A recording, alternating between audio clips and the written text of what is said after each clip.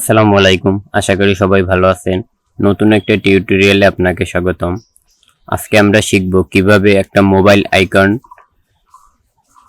তৈরি করতে হয়। এর জন্য আমরা প্রথমে পাওয়ারপয়েন্ট স্লাইডে চলে আসলাম। পাওয়ারপয়েন্টের স্লাইডে চলে আসার পর আমরা এখান থেকে প্রথমে ডিজাইনে চলে যাব, এরপর এখান থেকে ফর্মের ব্যাকগ্রাউন্ডে চলে যাব, এরপর এখান থেকে আমরা চলে আসলাম, এরপর আমরা এখান থেকে একটা ব্যাকগ্রাউন্ড দিয়ে দেব, এরপর আমরা এই কালারটা আমরা এখানে দিয়ে দিলাম। কালারটা দিলে দেওয়ার পর আমরা এখানে চলে যাব, আমরা হোমে চলে যাব। হোমে চলে আসার পর এখান থেকে আমরা এটা নিয়ে নিব, এটাকে আমরা নিয়ে নিলাম। আমরা এরকম একটা শেপ এখান থেকে নিয়ে নিলাম। এরপর আমরা এখানে শেপ ফিল্ডে চলে যাব, এরপর নো ফিল দিয়ে দিব। এরপর আমরা শেপ আউটলাইনে চলে যাব, এখান থেকে আমরা 6 পিটি দিয়ে দিলাম। এরপর এটাকে আমরা হোয়াইট করে দিই, 6 পিটি আমরা দিয়ে দিলাম। এরপর শেপ আউটলাইনে চলে আসলাম, এটা আমরা সাদা দিয়ে দিলাম। এরপরে এটাকে আমরা কন্ট্রোল ধরে আমরা এটাকে কপি করে নিলাম,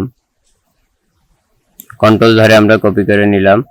পরে এটাকে আমরা একটু কাস্টমাইজ করে এটাকে আমরা হালকা একটু ছোট বানিয়ে নিলাম। এটাকে আমরা কাস্টমাইজ করে এটাকে আমরা হালকা একটু ছোট বানিয়ে নিলাম।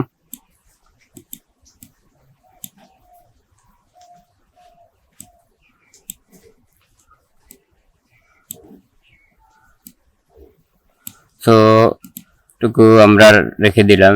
এরপর আমরা আবার এটাকে আবার কন্ট্রোল ধরে আমরা এটাকে আবার এটাকে কপি করে নিলাম।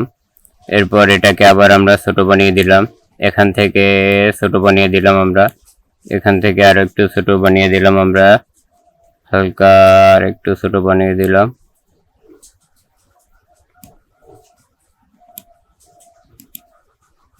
তো এটাকে আমরা এখানে নিয়ে চলে আসলাম।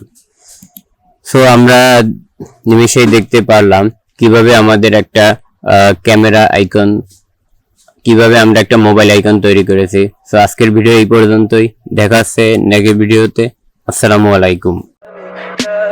Tell me pretty lies, look me in the face, tell me that you love me.